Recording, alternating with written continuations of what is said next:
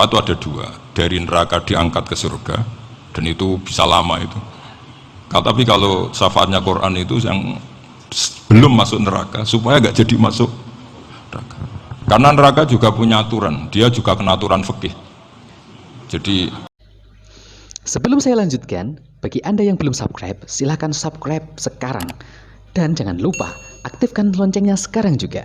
Karena dengan Anda subscribe, Anda turut mengembangkan channel ini. Dan subscribe itu gratis. loh betul ini, saya ada guyon. Jadi kena konstitusi apa? Fikih. Sama tak ceritani syafaatnya Quran itu, ada orang itu beling itu fasik. Itu dihafal surat Tabarok. Hafal betul. Tabarakalladzi biyadihil mulku wa huwa ala kulli syai'in qadir alladzi khalaqal mauta wal hayata. Pertanyaannya gini, boleh enggak orang menginjek surat Baqarah? Boleh enggak? Enggak. Padahal orang hafal Quran itu artinya ayat itu ada di hatinya.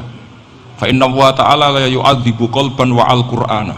Allah tidak akan menyiksa hati yang menyimpan Quran, yang jadi flash disknya Quran, yang jadi rekaman Quran. Singkat cerita orang ini hafal. Pas ketemu Mungkar Nakir prosedur kan, ini orang fasik mau diantemin sama Mungkar Nakir.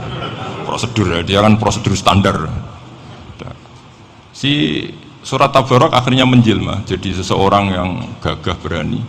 Kamu nggak boleh nyiksa orang ini. Saya ini kalamullah. Kalau kamu nyiksa dia berarti nyiksa saya. Kamu berani sama kalamullah.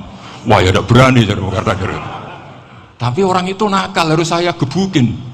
Tapi kata Quran tadi, tapi saya di situ pasti kena saya. Oh debat, nggak ada lajnahnya ini nggak ikut. Kalau Gus Wirjon ikut jadi lajnah. Kalau jadi lajnah pasti kroninan. Kalau santrinya dimenangkan nanti. Wah, akhirnya debat. Ya sudah kita ketemu Allah.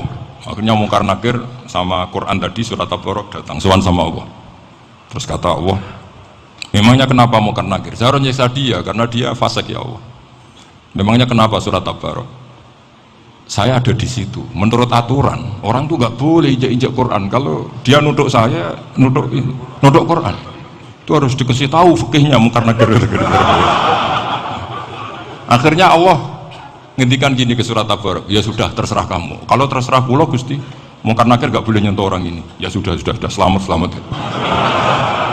Sehingga terus itu sama baca di termasuk mujizatnya surat Tabarok di tafsir Ibnu Katsir banyak. Karena tadi logikanya malaikat itu juga kena aturan fikih. Sehingga banyak ulama termasuk Said Muhammad ngendikan pertanyaan Mungkar Nakir itu tidak semua orang kena. Kalau semua orang kena nanti kalau tanya Nabi Muhammad, waman nabiyuka? Kacau kan jawabnya. Nabi kamu siapa? Lu saya ini nabi. Iya kan? Lah nanti kalau pas ketemu Nabi Ibrahim, waman abuka? Jadi repot kan? Makanya ada kiai yang guyon kalau ditanya, "Marabbuka?" Saya ini guru tauhid sembrono. Saya ini ngajar Ummul Barohin, kamu tanya Marabbuka. Masyhur itu keramatnya Imam Malik itu. Ada Ashabu Malik, rajulun min ashabi Malik. Beliau ditanya Mungkar Nakir, "Marabbuka manabuka?" Imam Malik datang, ini seumur-umurnya itu ngajar tauhid. Kok kamu bedai enggak sopan kamu? Dan kita berharap barokah sampean ngaji nanti itu. Yes. Malaikat itu anak sungkane itu. Jadi itu ada. Dan saya meskipun guyon itu serius. Bedanya orang alim sama ndak itu di situ. Kalau orang alim itu guyon itu masih bener, masih serius. Coba saya bacakan ayatnya. Ala inna auliya Allahi la khaufun alaihim wa lahum yahzanun. Terus lahumul busyra fil hayatid dunya fil akhirah. Artinya kalau Mungkar Nakir dengan penampilan garang gitu, berarti ada ketakutan apa enggak? Ada, padahal ciri utama walinya Allah tidak ada ketakutan. Makanya itu termasuk dalilnya Sayyid Muhammad, tidak semua orang alami seperti itu, karena wali-wali itu la khaufun alaihim wa lahum yahzanun. Wah anak kiai ketemu karena kerja buat tidur bedek. Iku dreseke ora kok pertanyaan itu, nak konan santri piye? Lho isen wis kiai dihanjuti Mungkar Nakir. Malu gak kira-kira? Mesti pelengani konan santri piye? Nah jawabannya gampang karena pernah ngajar tauhid. Makanya Sayyidina Ali ini cerita ini ada di kitab Nurul Dholam. Sama lihat di kitab Nurul Dholam karangannya Syekh Nawawi Banten. Itu Sayyidina Ali itu ya, andikan orang biasa mungkin ya agak-agak hasut, tapi ini wali gak boleh kamu katakan hasut. Dia itu mangkal sama Umar. Orang kok setiap orang pernah dibentak. Apa dia berani bentak mungkar nakir? Penasaran dia. Bagaimana perangnya Umar itu berlanjut enggak gitu kira-kira. Akhirnya minta, ya Allah saya minta kasyaf. Ya karena yang minta Sayyidina Ali karena mau wajah dituruti sama kasyaf. Dilihat Sayyidina Umar pas meninggal itu. Jadi hasud itu ya kadang penting asal baik. Loh betul, bahasa Kanjeng Nabi kadang la hasada illa fisnaten. Itu Nabi membahasakan ya hasad. Gus Firson aja yang nafsirkan ghobtoh itu kan gaya-gayanan sebagai ulama. Aslinya Nabi ngendikan itu la hasada illa fisnaten. Ulama yang ganti itu namanya ghobtoh. Wong Nabi sendiri nyebut hasad kok kamu tafsiri ghobtoh. Ya hasad ya hasad. Udah ada usah ditawil-tawil pokoknya gitu. Kalau sama nggak percaya nggak apa-apa. Kok gitu aja kok repot. Karena sama nggak percaya kemungkinannya dua. Satu nggak ngerti. Dua sama-sama alim kan dari awal kalau sama-sama alim kan laisa li alimin ayuqallida aliman akhir. Kita nggak perlu saling mengikuti. Ngapain hasud? Biasa aja. Akhirnya Sayyidina Ali kasih. Pas Umar bangun, setelah mati kan bangun, setelah meninggal bangun. Mungkar nakir datang dengan perang yang sangat garang. Itu digambarkan Sayyidina Ali matanya itu kal kidril ghali. Kayak apa? Kendil yang apa? Menganga. Wah, seru. Sayyidina Ali senang, paling takut ini Umar. Senangnya bukan main, wah ini mesti takut Umar. Biasa. Ternyata enggak, Umar malah bangkit. Woi, mungkar nakir dia. Kamu tahu menghadapi siapa? Itu betul ya? Kamu itu menghadapi temannya ahabbal khalqi ilallah. Yang diandalkan temannya bukan dia. Kamu tahu yang kamu hadapi, saya ini teman kekasihnya Allah. Jadi boleh kamu ngandalkan Mbak Virjon. Tapi nanti resikonya mungkar nakir tanya, itu Virjon siapa? Wah itu masalah itu. Makanya syaratnya wali itu harus ma'rufun fis sama. Di langit sudah populer. Makanya dulu ada orang yang saking seninya Abdul Qadir ditanya apa saja jamnya Abdul Qadir Al-Jilani itu aman karena beliau populer. Makanya program kita harus populer dulu di langit. Oh, itu nanti kalau dicatut oleh santri-santri nggak apa-apa. Kalau nggak populer nanti ditanya itu siapa? Masalah ini. Umar itu yang dibanggakan itu, kamu tahu saya siapa? Ya enggak tahu, saya ini temannya kekasihnya Allah. Temannya Muhammad, iya Muhammad Rasulullah. Wah mikir, waduh repot. Loh di dunia aja gitu kan, temannya presiden, temannya panglima, apalagi ini temannya Sayyidul Awalin wal Akhirin. Di dunia aja bilang temannya presiden, menteri, orang sudah takut, apalagi ini temannya Sayyidul Awalin. Hanya mungkar nakir terus konfirmasi sama Allah, gimana ya Allah ini ngadepi. Sebetulnya yang diandalkan itu temannya, bukan dia. Wah, akhirnya sama Allah dibilangin, ya bu, ya sama seorang seperti itu bu yang sopan.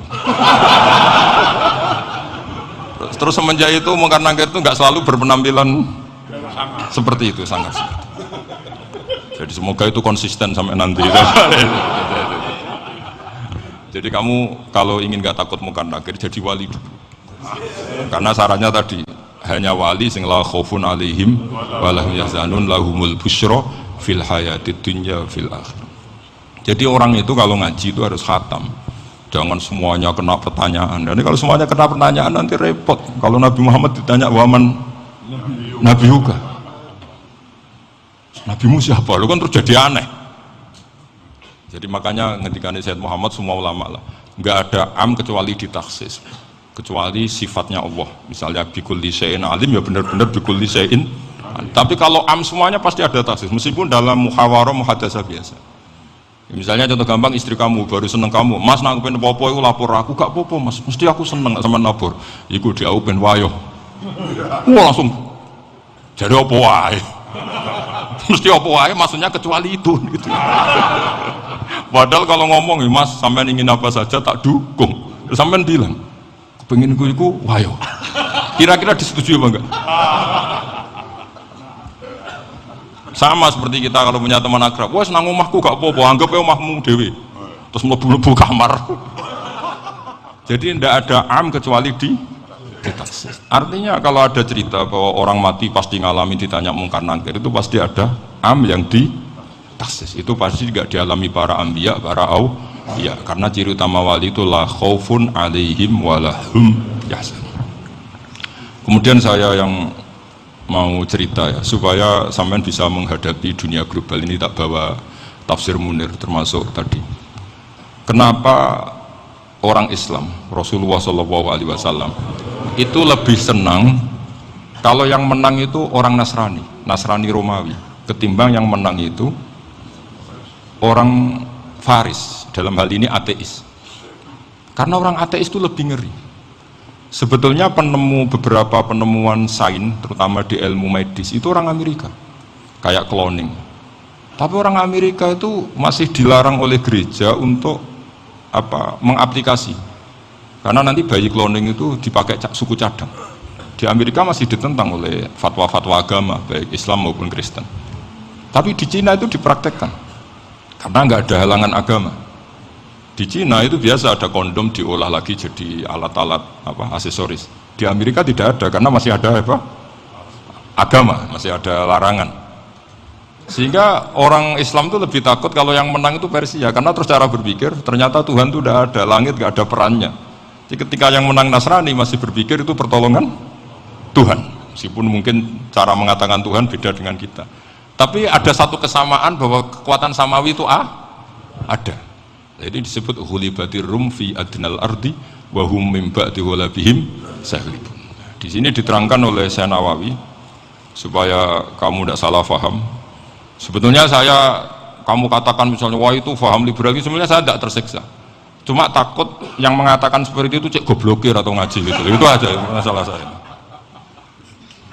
Ini saya baca ini karangannya Syekh Nawawi, karena tadi kata Mbak Firjon, ngaji itu harus sama orang yang bersanad. Saya ini kalah sama beliau itu berkali-kali. Secara nasab saya harus manggil Mbah. Secara silsilah ilmu saya juga kalah lagi.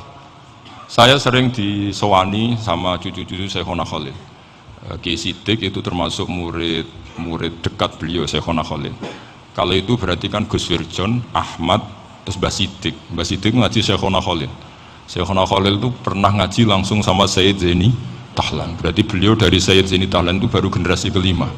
Sementara saya itu sudah ke-7 atau ke-6. Saya, Mbah Mun, Mbah Karim misalnya, Mbah Hashim, Mbah Mahfud Termas, Sayyid Abi Bakar Sato yang ngarangnya Anatul Talibin, baru Sayyid Zaini Tahlan. Berarti saya ke-7, kalah lagi.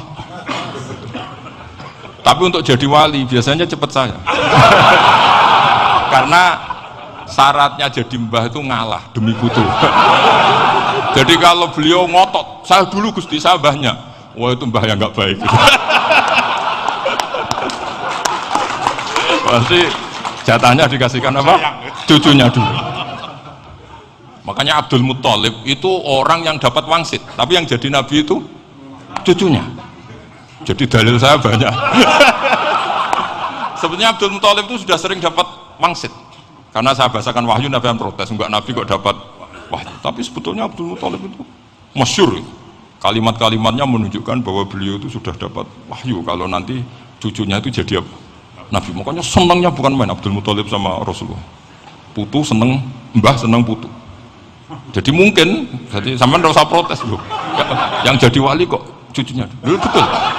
Dulu Mbah Hamid Pasuruan itu kalau Mbah Ahmad Siddiq ke sana, Mbah Hamid Pasuruan kalau manggil Mbah Ahmad Siddiq itu paman. Tapi pamannya minta ijazah ke ponaan. Apa ya gara-gara itu memang. Kalau itu masih berlaku, apa? Ngalah tadi. Kayaknya masih, apa? Hawane masih. Karena melihat tren-tren langit masih gitu kayaknya masih. Masih itu. Ya, tapi banyak tetap dapat jatah, tenang saja nanti. Tapi memang sebaiknya mbah itu legowo. Rasulullah Muhammad SAW itu terkenal min dzurriyyati Ibrahim. Tapi kata Rasulullah, ana dakwatu Ibrahim wa bisyaratu Isa. Aku nganti ngene iki barokah dongane Nabi siapa? Ibrahim. Jadi dongane Nabi Ibrahim ya tiba teng putu. Jadi banyak bukti bahwa jatuhnya aku putu gitu. Tadi saya di kamar sama beliau berduaan. Nih Mbah sing dadi wali di sini, aku webang. Cocokan tadi. Nah, kenapa saya akhir-akhir ini gulirkan daftar wali? Kenapa? Saya ini resah ya, orang sudah ingin dicintai pejabat, dicintai tetangga, dicintai teman. Tapi kadang-kadang orang lupa lagi dicintai Apa? Makanya saya meskipun guyon tapi ini amdan bukan sahwan. Supaya orang punya cita-cita lagi jadi wali, ingin dicintai Allah. Kita ini terlalu lama ingin dicintai makhluk. Mbok ya naik kelas sedikit lah. Ingin dicintai Allah Subhanahu wa Ta'ala. Meskipun saya guyon tapi tadi guyon saya tuh lebih serius ketimbang serius Anda. Karena tak pikir tuh. Saya tuh kalau pergi itu seneng ngebis, bukan karena saya tidak punya mobil, tapi saya sering mau butuh itu supaya gak diganggu. Karena saya tuh harus punya waktu sendiri. Kalau ngebis kan ketemu orang gak kenal, tapi sekarang ya agak susah, banyak yang kenal. Dan susahnya lagi gak minta ijazah, minta foto. Repot tuh. Mau dibenci itu umatnya Rasulullah SAW. Mau disetujui itu sanatnya mana? Kalau ketemu orang alim minta apa? Foto. Itu nggak ada sanatnya. Nggak tahu saya itu mazhab dari mana itu. Ya mazhab milenial yang jelas itu kan. Ini tak baca ya biar dapat. Karena ini kenangan saya sama Mbak Ahmad Siddiq. Saya masih ingat betul beliau ngisi hallnya Mbak Abdullah bin Umar, berarti abahnya Mbak Hamid. Karena mbak saya itu Fatimah binti Khalid bin Umar. Kalau Mbak Hamid itu Hamid bin Abdullah bin Umar.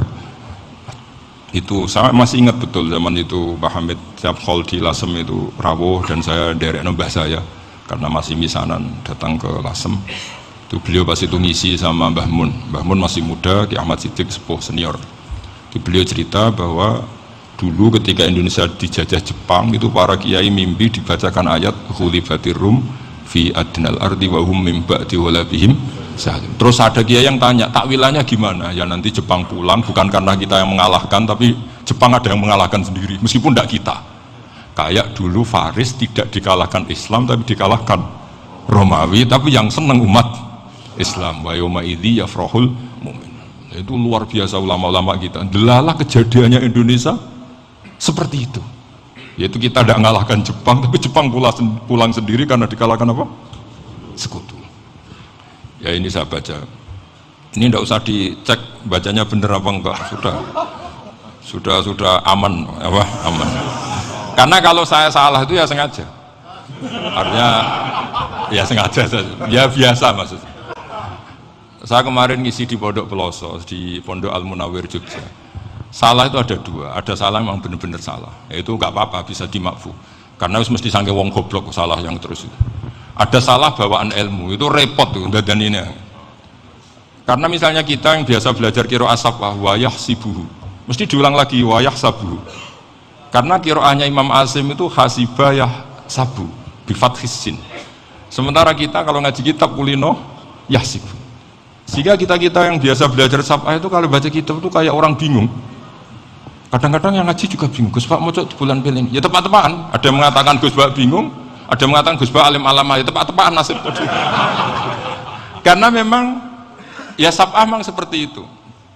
Misalnya kufuan itu Imam Asim baca kufuan, tapi beliau punya murid namanya Syu'bah, itu kalau baca kuf'an. Makanya kita itu, ini kan khataman Quran ya, jadi saya menyinggung sedikit tentang qiraah sab'ah. Tadi beliau juga sudah tak kasih kitab saya Hifdzuna Liyadal Mushaf. Sama tak ajari latihan sab'ah, memang angel ya. Makanya yang nggak bisa itu wong pinter, sudah tahu angel ya nggak usah diteruskan kan. Orang menghindari barang angel itu pinter apa goblok? Pinter. Berarti wong goblok pinter. Saya tuh makanya sama orang goblok tuh respect. Jadi orang alim tuh angel apa gampang? Angel. Menghindari barang angel pinter apa goblok? Loh, orang menghindari barang angel pinter apa goblok?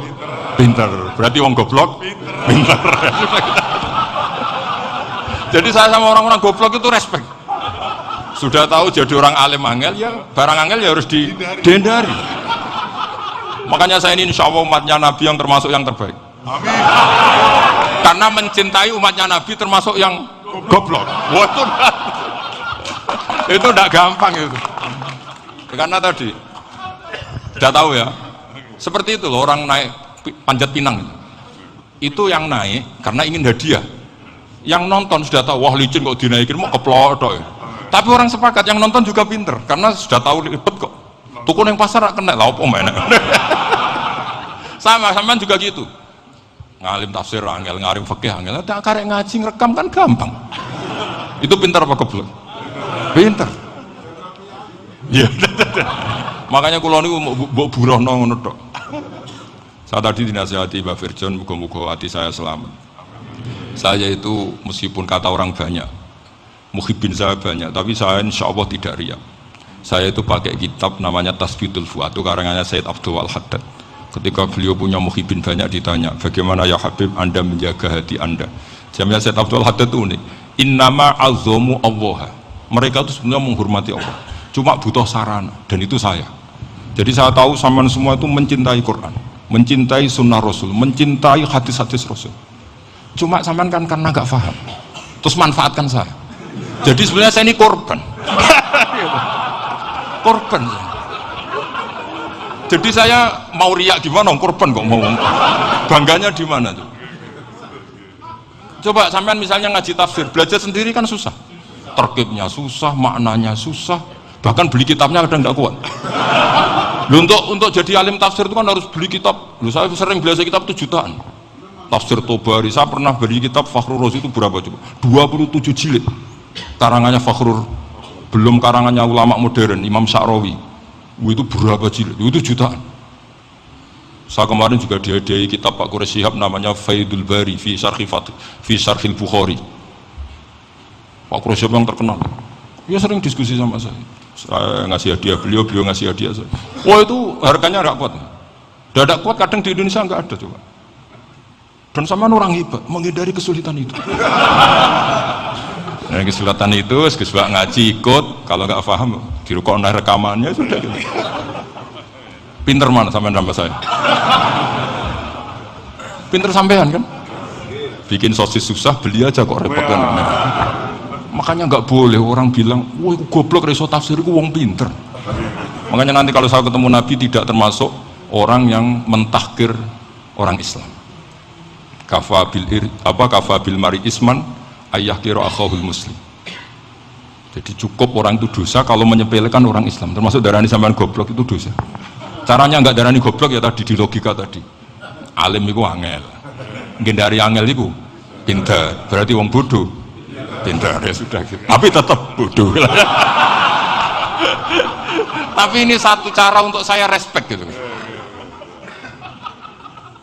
Coba orang yang ngaji tafsir saya banyak, mungkin ribuan. Itu sebetulnya mencintai Quran. Karena Quran adalah kitab suci yang panduannya umat Islam. Sangat mencintai Quran. Terus kemudian mereka nggak paham. Terus mencari orang yang memahamkan. Burono lah cara jawabannya. Terus keren saya itu di mana coba? Lah terus mereka kurang ajarnya gini, kalau paham itu ya alhamdulillah paham. Kowe nak ngaji Gus wae ngono tok. Tapi nek ora paham, ora jalan akal ya. Mari Gus Bahan nerangno cepet, mulane gak paham. Ora kok nyalano teke sing lelet. Musuh kan masyaallah naudzubillah. Sebetulnya tingkat kurang ajarnya tinggi Gus sebenarnya. Jadi kalau nggak paham itu kadang nggak nyalahno uteke. Kayak mau misalnya, mau mari mikir ra jelas. Padahal misalnya jelas ora mesti paham, bodoh. Paham?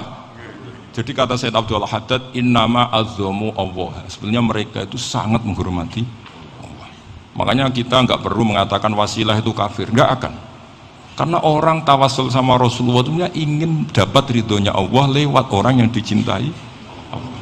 Kita mencintai wali sebenarnya, wah itu kekasih Allah. Kita mencintai itu karena mencintai Allah. Sama seperti gini, kamu mencintai kangkung apa enggak? Sebenarnya sama sekali enggak. Tapi kamu ingin sehat, ada asupan gizi, kamu ingin tubuh kamu sehat, butuh asupan gizi, kemudian kamu makan kangkung, apa terus kamu cinta kangkung? Kan enggak, cinta kesehatan kamu sama. Orang yang mencintai saya sebenarnya ingin kepuasan rohani. Saya kan termasuk kiai yang torekonya gampang, ini swargo kan akhirnya penggemarnya banyak. Coba kalau kamu ini neraka wah, jadi sebetulnya Anda mencintai kepuasan Anda sendiri. Nah saya ini korban. Makanya untuk masuk surga cepat saya, korban itu cepat. Da'watul mazlum la turaddu kan gitu. Laisa bainahu wa bainallah hijab. Jadi saya kalau dongo langsung seret langit. Karena mazlum. Saya sinau tafsir itu Pak, sampean bayangkan ada tafsir itu sudah 27 jilid. Sing ngarang Fakhrur Razi itu bulatnya bukan main. Karena dia ahli filsafat. Bulatnya Masya Allah. Sudah gitu sinau Jalalain kadang dikomen oleh Sawi. Sudah kita percaya Jalalain dibuli Sawi. Percaya Sawi dikandani, oh iku Maliki rasa ribet. Sudah itu sinau Qurtubi, sinau tafsir Tobari itu susahnya. Belinya susah, belajarnya susah. Padahal saya punya keluarga, punya istri, punya anak. Bayangkan kalau istri saya rewel kayak istri sampai. Wah itu, tapi alhamdulillah enggak. Sama sekali enggak. Allah sudah milihkan, wah ini bahaya kalau punya istri rewel. Imam Sibawai itu kitabnya banyak, tapi yang terbukukan hanya kitab Abu Sibawai. Karena beliau kalau sudah belajar lupa istri. Hanya pas beliau di pasar, kitabnya dibakar semua sama istrinya. Karena dianggap saingannya. Ternyata yang dicerai tidak kitabnya, malah istrinya. Itu Imam siapa? Sibawai. Tapi alhamdulillah kitab saya nggak terbakar, aman. Saya teruskan ya. Jadi untuk menjaga riya dilatih innama azzamu Allah. Sebenarnya mereka itu menghormati, sehingga wasail itu sebenarnya nggak pernah jadi subjek pelaku utama, tetap Allah. Sebab itu kata Sayyid Muhammad, kamu kok mengatakan wasilah itu kafir itu gimana? Ketika innallaha qad ba'atsa lakum taluta malika. Talut itu ya manusia. PD-nya itu apa? Inna ayata mulkihi ayyatiyakumut tabut fihi sakinatum min rabbikum wa baqiyatum mimma taraka alu Musa wa alu Haruna tahmiluhul malaika. Jadi beliau PD itu kalau bawa sunduk semacam peti sakti, sing di situ ada baqiyatum mimma taraka alu Musa wa alu Haruna tahmiluhul malaika. Ya kayak semacam jimat. Tapi saya bukan mensyariatkan jimat enggak, karena nanti banyak penjual yang pembohong juga gitu loh. Cuma cerita, kamu tidak usah mengatakan kafir. Dulu Talut PD-nya kalau bawa sunduk semacam peti kesaktian yang di situ ada baqiyatum mimma taraka alu Musa wa alu Haruna tahmiluhul malaika. Sehingga Khalid bin Walid meskipun beliau sahabat dan menyaksikan wajah Rasulullah SAW, itu bawa sya'aratun min sya'aratihi Rasulullah SAW, bawa rambutnya Nabi. Perang kemana-mana itu diletakkan di pecinya. Nanti sama tanya lagi, masa pakai peci Khalid bin Walid itu? Wah panjang tuh, sampai itu repot. Sampai tak warai ngaji usul fikih. Usul fikih itu kalau ngaji itu ada istilah tangkihul manat. Ini mesti ini wilayah yang kita bisa berdebat sama Mbah Firjon. Dulu itu musuh saya karena saya makili Anwar, beliau makili Peloso. Tapi tahu-tahu kalah tua terus saya mengundurkan diri. Di fikih itu ada istilah, ada tangkihul manat, ada tahqiqul manat, ada tangkihul manat. Tangkih itu kira-kira gini, lafadz hadis itu dibuang sekian untuk tahu bahwa itu madarul hukmi. Misalnya gini, tak beri contoh paling gampang. Sama harus paham, kalau nggak paham nggak pinter-pinter. Ja'a a'rabiyun ila Rasulillah sallallahu alaihi wasallam. Ya karena ini menghormati Mbah Ahmad Siddiq, beliau orang alim, jadi ngaji ini tetap ada suasana alim. Ya harus ada suasana alim. Nggak perlu jadi orang alim tadi, susah. Sudah ngindari susah itu pintar. Sudah itu aja. Jadi orang alim susah, ngindari barang susah pintar. Berarti orang tidak alim pintar. Nah, meskipun tetap sudah itu pegangi sampai mati nanti. Loh, jadi orang alim itu repot. Itu kata Imam Ghazali, kalau orang alim kalau masuk surga itu sama Allah nggak boleh. Kamu nggak boleh langsung masuk surga. Coba cari umat kamu, syafaati dulu. Nah, saya takut nyari sampean nggak bisa kembali. Saya tidak punya rencana itu. Pokoknya mau masuk. Boleh sampean kuaduan balik raroh dewa, repot nanti saya. Berat jadi orang alim itu berat. Ya saya teruskan ya. Ada tangkihul manat. Ja'a a'rabiyun ila Rasulillah sallallahu alaihi wasallam. Faqala ahlaktu wa ma ahlakaka qal waqatu imraati fi nahari Ramadan. Ya saya ini rusak ya Rasulullah. Kenapa? Karena saya menjima istri saya fi nahari Ramadan. Terus kata Nabi, kamu harus bayar kafarah. Napa Nabi kafarah? Puasa 2 bulan. Wong baru 1 hari aja terjadi gitu kok disuruh puasa 2 bulan. Ya tidak kuat ya Rasulullah. Baru berapa hari saya puasa aja kecelakaan seperti itu. Apalagi kalau sampai 2 bulan. Tidak ya Rasulullah. Ya sudah kalau gitu kamu pertama ngasih makan apa? Itku rokobah kan, pertama merdekakan budak. Tapi kan sekarang nggak ada budak, makanya terus sekarang langsung puasa. Wah ini nggak bisa semua. Ya sudah ngasih makan orang 60. Kasihkan siapa ya Rasul? Ya orang fakir. Saya ini paling fakir. Di kampung saya ini orang paling fakir. Jadi mulai dulu orang fakir itu hubungan suami istri itu paling lancar. Mulai dulu. Makanya orang fakir itu anaknya banyak. Karena hiburannya hanya itu. Wong Ramadan aja. Coba mau ke ATM nggak punya uang, mau antri di bank nggak punya, mau apa coba? Itu mulai dulu. Ini sanatnya mutasil. Wah, akhirnya sudah sanksinya kan tadi ya, idku rokobah atau puasa 2 bulan berturut-turut atau ngasih makan 60 orang miskin. Lalu kata ahli usul fikih, kata Arabi dibuang, nggak menjadi catatan hukum. Orang kota pun kalau melakukan itu juga kena sanksi yang sama. Imro'atau juga dibuang. Andai kan itu dilakukan untuk amatnya juga ketentuannya sama. Nah sekarang perdebatan antara Imam Syafi'i dan Imam Malik begini. Sekarang pertanyaan gini, jima istri itu hukumnya boleh apa haram? Boleh kan? Lalu kalau ada orang tanpa udzur kemudian makan siang-siang, cara Imam Malik hukumnya sama, harus kena sanksi yang sama. Karena sama-sama hadku hurmati Ramadan bihuri uzrin syar'in. Sama-sama merusak hukum Ramadan tanpa udzur syar'i. Lu jima itu tidak zina. Kan hukumnya jais. Nah, sekarang makan hukumnya jais, harusnya juga kena ketentuan yang sama. Cara pikirannya Imam Malik. Nah, alhamdulillah Imam Syafi'i gak setuju. Wah, cara setuju repot. Bahkan orang-orang Syafi'i sudah punya khilaf, kalau gitu minum dulu. Iya, biar iftarnya pakai minum. Setelah minum baru jima kan. Ini sudah menyiapkan khilafnya. Ini khas Syafi'i ini, bongsong rekayasa hukum. Nanti bisa belajar jauh cara ngakali hukum. Makanya guyonan yang masyhur Gus Dur itu gitu. Ada seorang kiai atau Gus lah, ya punya salah, namanya manusia kan punya salah, entah cangkruk entah apa, pokoknya punya salah. Ada wartawan yang ngiranya semua kiai itu orang suci, sehingga tanya sama Gus Dur, Gus itu ada kiai kok ya pokoknya salah lah, tapi jangan bayangkan dosa besar, enggak, kecil-kecil aja. Itu gimana itu, padahal kiai kan orang suci. Jawabnya Gus Dur lucu, ya justru yang boleh salah itu para kiai, kalau kamu nggak boleh. Loh, kok bisa Gus? Karena mereka tahu caranya tobat.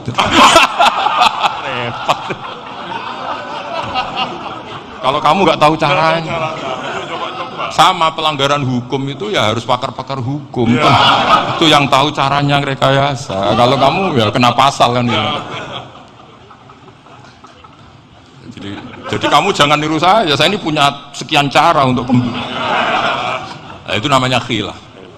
Makanya kata Sayyid Muhammad, kamu tidak usah anti khilaf, karena Abu Hanifah itu membolehkan khilaf, kitabul khiyal. Yang penting kamu soleh dulu, setelah soleh nanti Allah maklumi. Soleh dulu, syaratnya soleh dulu. Kalau tidak soleh jangan. Contohnya gini, ada orang mau puasa lemes sekali, mau makan, gampang. Kalau langsung makan kan kayak hadku hormati Ramadan biwiri udrin syarian. Aku langsung mau jembera sowan Mbah Firjo. Sudah status saya Bang musafir. Sudah berangkat aja sampai Tuban makan, nanti kalau nggak jadi ya nggak apa-apa, sudah kan mulai pergi sudah musafir. Saya tidak tahu nanti malaikat tertarik gebuki nggak tahu, tapi itu ada khilafnya, asal soleh lah. Karena kata Sayyid Muhammad dan semua kitab mengatakan itu, kalau sama nggak tahu ya kebablasan. Nabi Ayub, nabi yang terkenal Budikan itu siapa? Ayub ya. Nah, itu yang Israiliyatnya akan seru. Budikan dikukur bek kreweng itu terlalu lah kalau itu. Untuk kreweng konti, uning Arab orang kreweng itu sudah masalah itu. Singkat cerita, Nabi Ayub ketika diasingkan kaumnya itu kan nggak punya sumber makanan. Lah orang lelaki itu mulai dulu egois. Istrinya Nabi Ayub itu cantik sekali, udah cantik, rambutnya bagus. Makanya kamu nggak usah tanya kenapa istrinya kayak banyak yang cantik. Ya nah, warasatul anbiya, nggak boleh mungkin. Kalau nggak cantik ya warasatul anbiya dari segi balak. Istrinya Nabi itu semuanya cantik. Nggak usah tanya sebabnya apa, pokoknya gitu, semuanya cantik. Singkat cerita, beberapa kali istrinya Nabi Ayub itu kerja demi bisa nafkahi Nabi siapa. Suatu saat itu tidak ada pekerjaan yang cukup untuk beli roti. Satu-satunya peluang dapat rezeki itu putrinya raja itu rambutnya berondoli. Terus ada sayembara siapa yang rambutnya bagus mau dibeli. Sampai rambutnya istrinya Nabi Ayub itu dijual. Nabi Ayub tersinggung karena itu mengurangi kecantikan. Jadi lelaki mulai dulu gitu. Udah nggak urun kalau istrinya nggak cantik itu komplain. Itu khasnya lelaki. Jadi kalau kamu gitu ada sanadnya juga, tenang saja ya. Komplain ya pegawaian itu. Saking mangkelnya Nabi Ayub terus ngendikan la adriban naki mi'ata sautin, kamu akan saya pukuli dengan mi'ata sautin atau dengan 100 cambukan atau mi'ata dikhtin atau mi'ata apalah sesuai konteks zaman itu. Engko nak muni pecut tuku konti kok ribet lagi. Singkat cerita Akhirnya ketahuan bahwa istrinya menjual itu demi Nabi Ayub. Allah nggak ridho kalau kekasihnya yaitu istrinya Nabi Ayub wis perjuangan kayak gitu malah kena hukuman. Tapi Allah juga nggak ingin kekasihnya yang bernama Ayub melanggar sumpah. Padahal beliau sudah sumpah, wallahi demi Allah nanti tak pukul dengan 100 kali. 100 kali dengan lidi lah misalnya, contoh yang gampang tuh lidi. Akhirnya sama Allah dikasih satu solusi. Wa khud biyadika dikhtan fadrib bihi wala tahnas. Ya sudah, lidi itu ikat jumlahnya 100. Terus pukul sekali saja. Anggap saja sudah 100. Iku pangeran sing wari ngakali ngono iku pangeran. Tapi syaratnya soleh. Syaratnya soleh. Jadi kalau kamu anti khilaf berarti anti ajarannya Allah di ayat itu. Wa khud biyadika dikhtan fadrib bihi wala tahnas. Itu dulu ada, ini cerita di Ithaf, ini cerita terakhir, ini sudah, sama jangan nama sudah. Terus pengumuman tadi, yang nggak pernah sepuh ngutang saya itu haram tadi. Karena tadi saya punya kewajiban di rumah yang bisa menggugurkan ya, kewajiban yang lebih besar. Lebih besar itu ya tadi, bisa pernah guru, pernah sepuh, yang jelas nggak umur. Umur sampean menangkap itu, tua-tua itu serepot itu. Ada raja itu ganteng kaya, senengannya nikah perawan cantik. Itu semua kampung mesti kenal. Mungkin digilir atau gimana pokoknya. Suatu saat ada pemuda suka sama perempuan yang di kampungnya, cantik sekali. Kemudian pemuda ini ternyata pekerja di kerajaan itu. Tiap hari ditanya, oh itu yang di kampung yang cantik siapa? Mau saya nikahin gini. Wah bahaya ini, saingannya raja. Jadi yang dibidik pemuda tadi itu saingannya. Si raja ini orang yang namanya raja kan gengsinya tinggi. Kaifa tankihuha wa qad ra'aitu qad qabbalaha rajulun. Kok buat nikahi, saya tuh pernah melihat dicium lelaki. Wah, gak mau, gak gelem, kadang ditambung lan wakot qabbalaha rajulun. Saya pernah melihat sendiri qabbalaha rajulun, dicium oleh lelaki. Wah, sudah gak minat raja langsung, gak keren. Suatu saat pemuda tadi nikahi perempuan itu. Rajanya marah, kamu lelaki gak punya harga diri gini. Gak punya selera, gak punya harga diri, sudah pernah dicium orang kok tetap dinikah. Bilang ke raja, takrif manir rojul, lelaki itu siapa? Abuha. Kamu tahu lelaki itu siapa? Sopo? Abuha, bapaknya. Saya kan hanya bilang rojulun, pernah dicium lelaki. Lah pikirannya raja, lelaki kue-kue yang ini. Tapi butuhnya canom mau rojo ben gak sido, itu aja tuh. Baru kayak digulirkan gitu, wakot qabbalaha rajulun. Wah nggak mau. Setelah itu suatu saat pegawainya tadi nikahi perempuan. Kamu nggak punya harga diri gini. Kamu tahu mandir rojul apa abuha? Wah nak ngono aku gak popo. Lah monggo sakniki wis bojo kula. Ora trimo wis diambung wis macam-macam. Lah itu namanya khilah. Apa? Khilah. Kalau di Balawar disebut tauriyah atau apalah. Tapi saya tidak ngajari sampean seperti itu. Sudah pinter sebelum saya ajarin. Bangsa ngakali kan sudah pinter. Ya ini terakhir tak baca Arabnya saja nanti. Bismillahirrahmanirrahim. Biar dapat barokahnya Syekh Nawawi juga barokahnya guru-guru. Bismillahirrahmanirrahim. Wa sababu nuzuli hadil ayati annahu kana baina farisa war rumi qitalun wa kana al musyrikuna yawadduna an taghliba farisu ar-ruma li anna farisa kanu majusiyan ummiyin wal muslimuna yawadduna ghalabatar rum ala faris li kaunihim ahla kitabin.